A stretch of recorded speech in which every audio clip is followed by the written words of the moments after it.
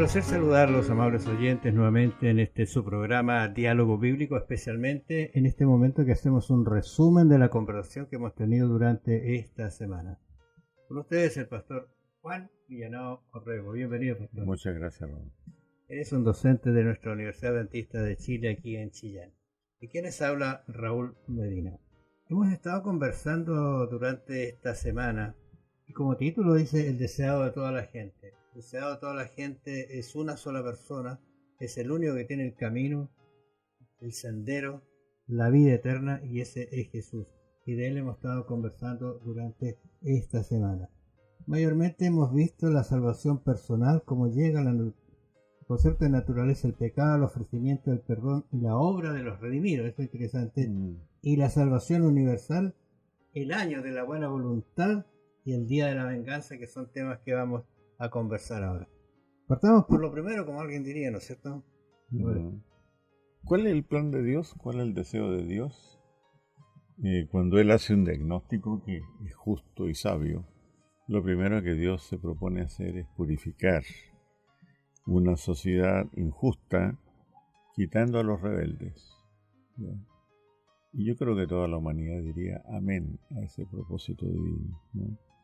Y entonces no solamente quitando a los rebeldes, sino que restaurando al remanente, ¿ya? El pueblo de Dios que ha sido pisoteado, abusado, tratado injustamente, puesto en la cárcel, etcétera, ¿no es cierto? Y entonces ese remanente tiene ciertas características.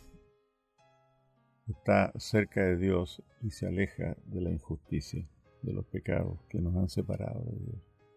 Porque Isaías dice: lo que nos ha separado de Dios no es que Dios se olvidó, no es que Dios se puso sordo, sino que lo que ha hecho división o separación son nuestros pecados. Y para eso nosotros no tenemos una solución, los seres humanos. Dios ha provisto, Dios en su iniciativa ha provisto la solución. Hemos conversado esta semana los efectos del pecado. La verdad que, como tú lo decías recién, allí Isaías 59:2 lo describe y dice: pero vuestras, el pero, ¿no es cierto? Pero vuestras iniquidades han hecho división entre vosotros y vuestro Dios. O sea, si hoy estamos separados de Dios, no es porque Dios lo ha permitido, sino porque nuestras iniquidades han hecho esa división. Y luego agrega, dice: y vuestros pecados han hecho ocultar de vosotros su rostro para no oír. O sea, que hay ausente, queda fuera de toda salvación. Ese es el efecto terrible del pecado en realidad. Claro, y esto es lo que Dios hace con respecto a los pecaminosos, los que se separan de Dios, ¿no es cierto? Pero se habla del rostro, y el rostro también tiene ojos.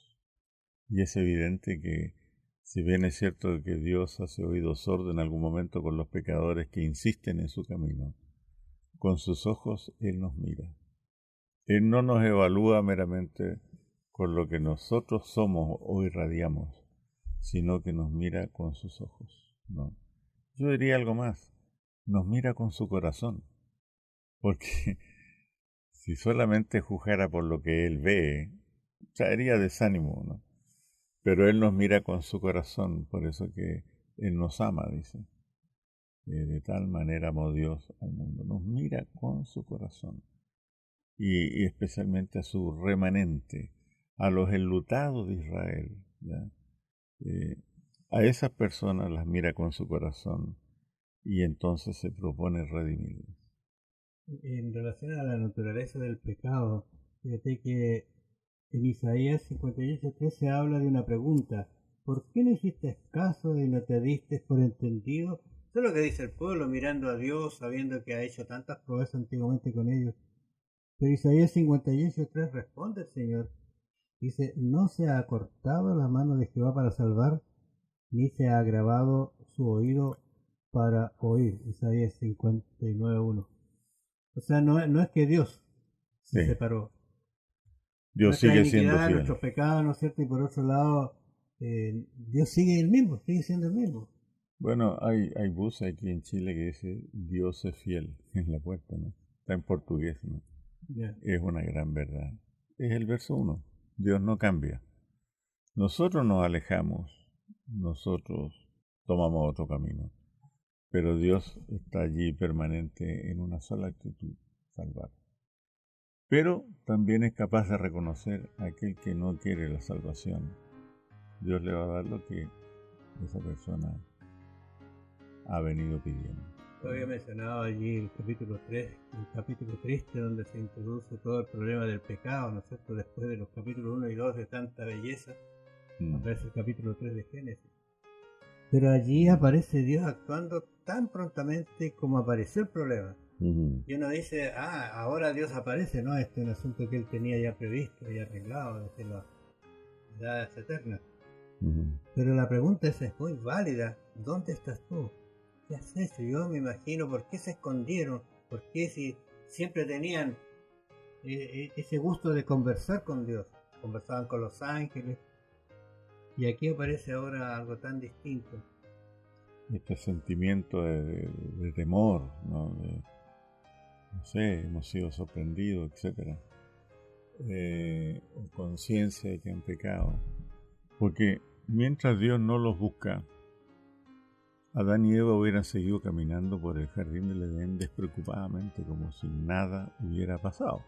Pero Dios los llama, los ve desnudos, los ve a lo mejor cubiertos con hojas de higuera o lo que sea. Y Él entonces hace el diagnóstico, Él quiere y Él puede vestirlo, y los viste con pieles, dice, y le da una vestimenta que Él provee a través de un sacrificio.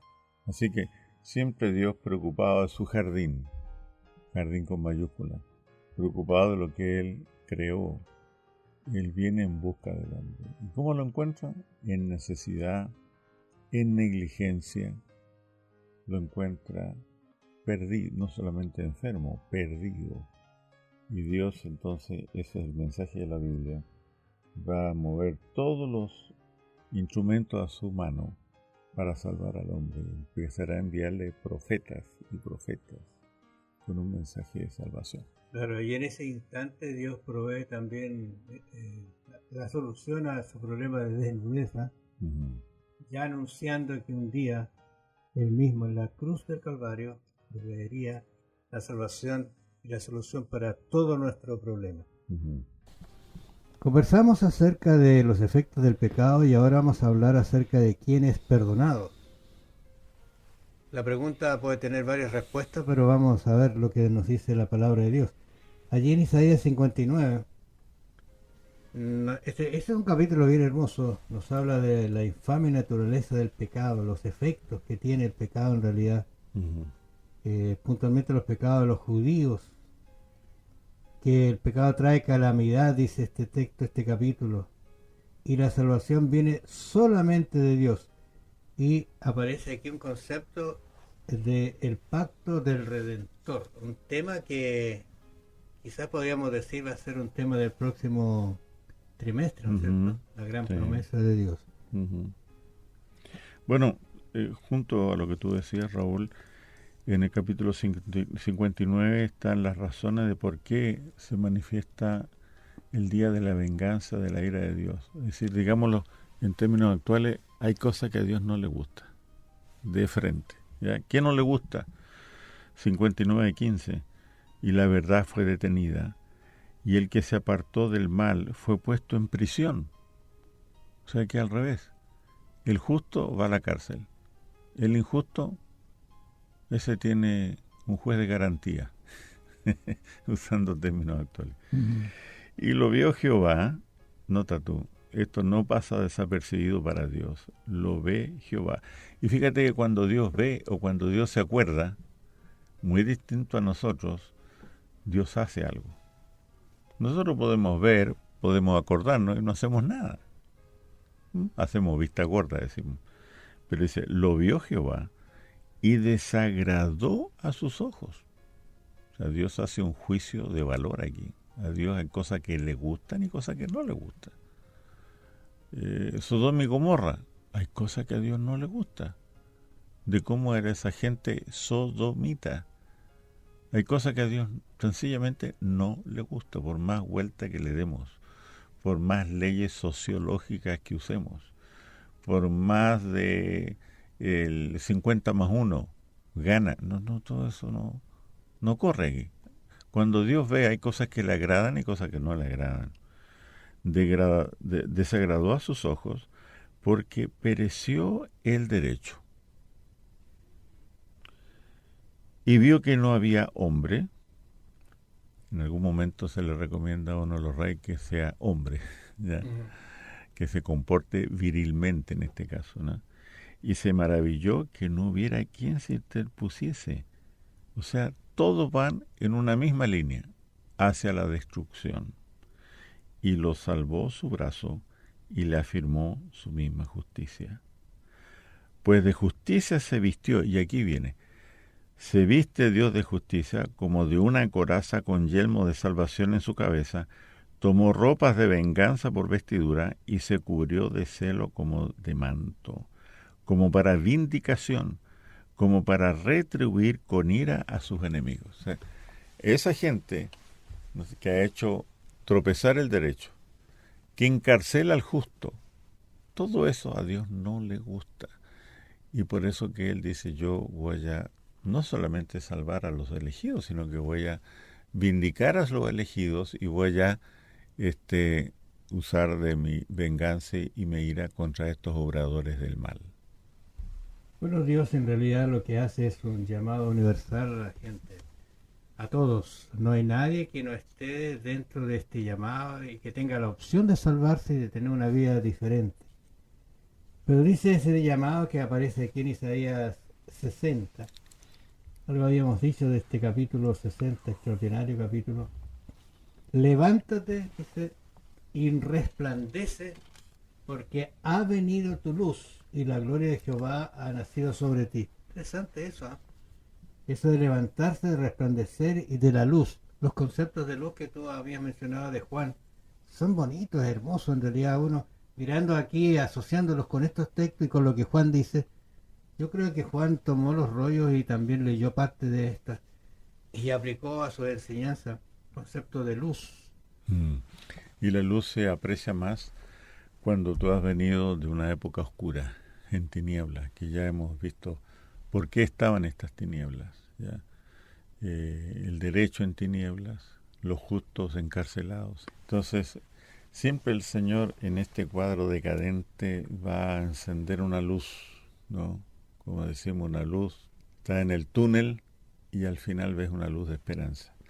Dios siempre se ha dedicado a escribir así la Biblia. El Apocalipsis, por ejemplo, nos presenta cuadros terribles, pero en medio aparece la esperanza, la luz, un Dios preocupado, ¿ya? ¿Sabes?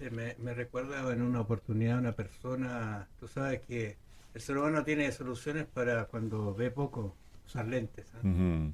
Pero a veces los lentes como que comienzan también a fallarnos y seguimos mirando poco, viendo poco. Uh-huh. Y él fue operado de la vista. Y mientras volvía, miraba, dice, los colores, los árboles, las flores, las hojas. Oye, quedaba pero admirado. ¿Por qué? Porque ahora estaba viendo de una manera diferente a la de antes. Sí. Entonces yo creo que cuando uno se encuentra con Jesús, no le pone lentes en realidad, ni le hace operación, sino le cambia la vista y puede ver las cosas de una manera diferente. Y entonces, ¿qué sucede? En la medida que tú ves las cosas lindas de la naturaleza, también vas a ver lo malo de la naturaleza y vas a esquivarlo y vas a sentir repugnancia por el camino que anduviste antiguamente. ¿Cómo pude yo andar en esto, haciendo esto?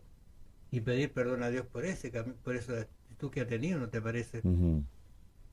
Bueno, todo esto nos permite, así como la persona que tú ves le permitiría apreciar cosas simples como una hoja, ¿ya? Una hoja, si tú la miras por detrás, tiene una estructura, tiene como un esqueleto una hoja, ¿ya? Lo que le da firmeza, ¿ya? Y estructura. Pero vivimos en una época de plástico donde no está ese esqueleto. El más leve calor y el plástico se deforma y se destruye. Pero el mensaje de Dios nos permite apreciar cómo hay una estructura de salvación, un Dios fiel, hay un esqueleto, hay promesas que están adelante, van adelante, y que nos pueden afectar si las aceptamos, ¿no? Somos un pueblo alentado por la promesa. La condición presente es mala, pero nos alienta la promesa de que el Señor, el Mesías, así como vino en su primera venida con un mensaje de liberación, así también vendrá en su segunda venida para consumar su plan de salvación y liberarnos definitivamente del pecado y la opresión. Sería bueno repasar Isaías 62, donde dice, porque he aquí que tinieblas cubrirán la tierra. Eso es una realidad. Estamos viviendo en un mundo oscuro de mucha situación que a veces quedamos admirados. ¿Qué puede hacer el ser humano en realidad? Pero dice, porque he aquí que tinieblas cubrirán la tierra y oscuridad las naciones.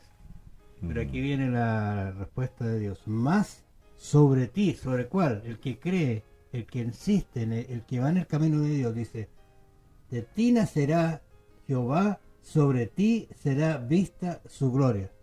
No puede quedar igual una persona que está en la presencia de Dios. Fíjate que en relación a luz, hay una luz y una brillantez en las obras humanas y que realmente, incluso prosperidad, pero todo del lado de la pecaminosidad. Hay una gloria humana, hay una manera de decir, mi reino es de este mundo. En cambio el Señor dice, mi reino no es de este mundo. Siempre estamos, hay una demanda para que hagamos decisiones al respecto. Vamos a conversar hoy día acerca del año de la buena voluntad de Jehová. Quizás va a estar en contraste con lo que va a pasar con el día de la venganza. Pero ahora vamos a ver el año de la buena voluntad de Dios. Isaías 61:2, nosotros lo hemos leído ya, dice, a proclamar el año de la buena voluntad de Jehová y el día de venganza del Dios vuestro, del Dios nuestro, a consolar a todos los enlutados.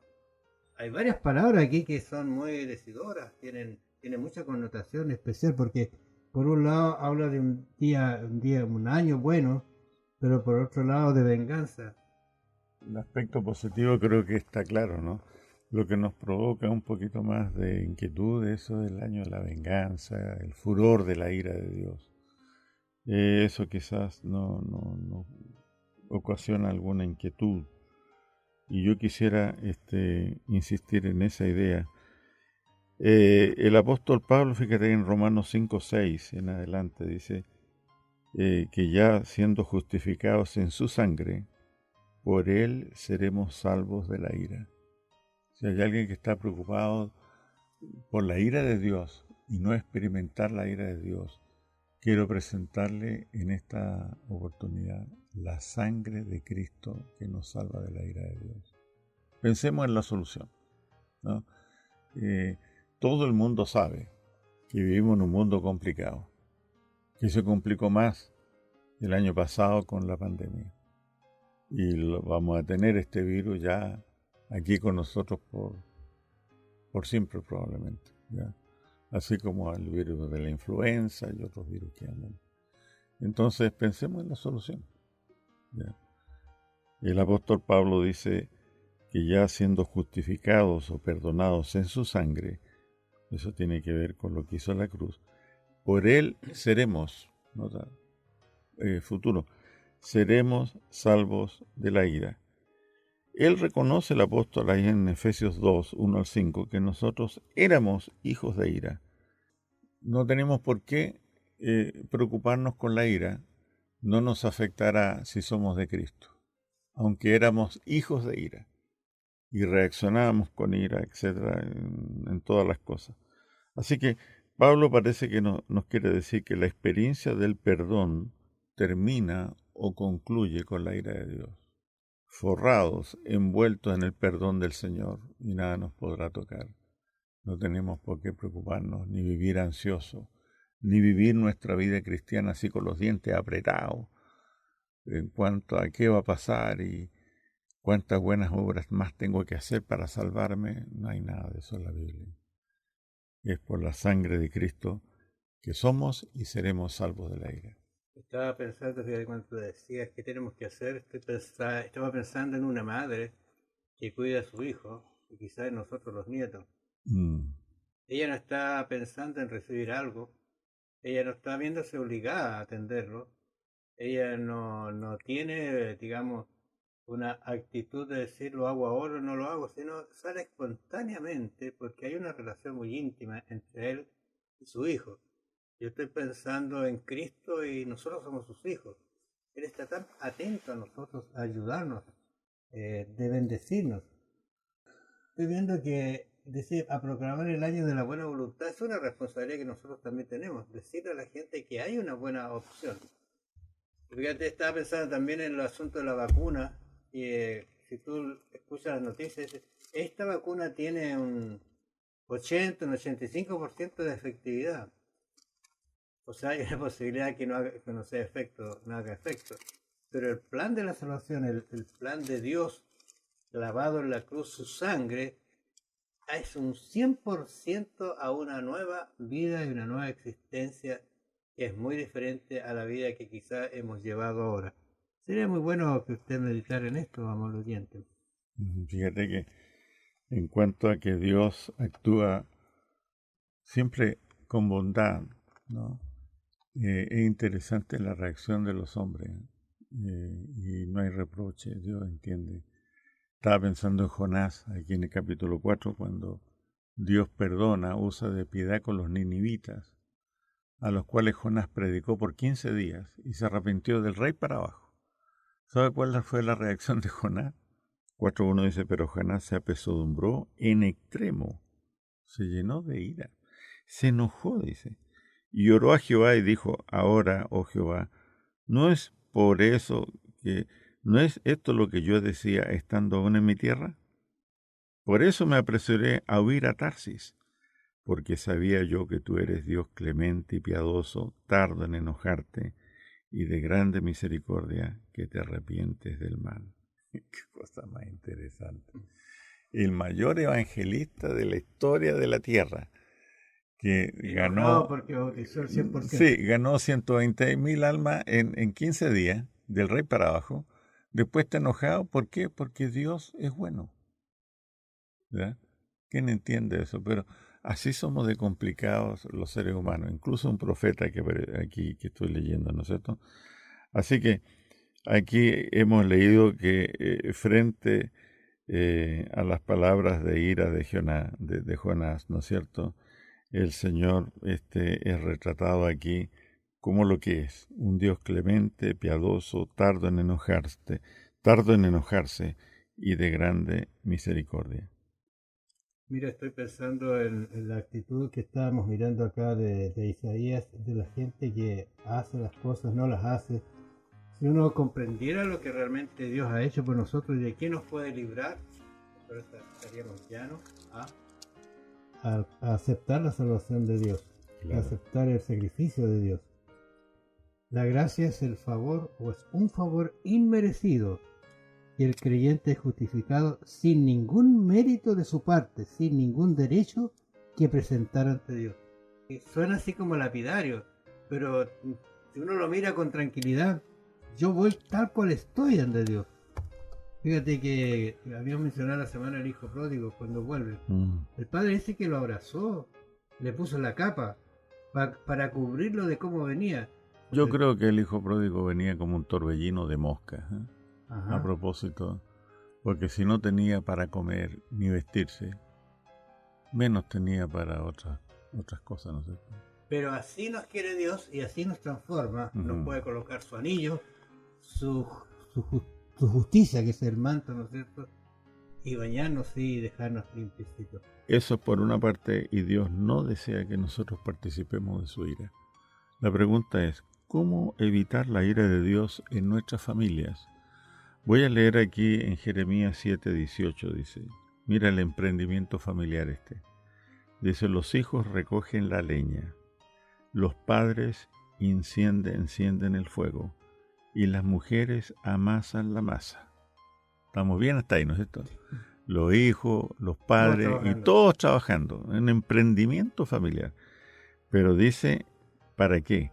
Para hacer tortas a la reina del cielo y para hacer ofrendas a dioses ajenos para provocarme a ira.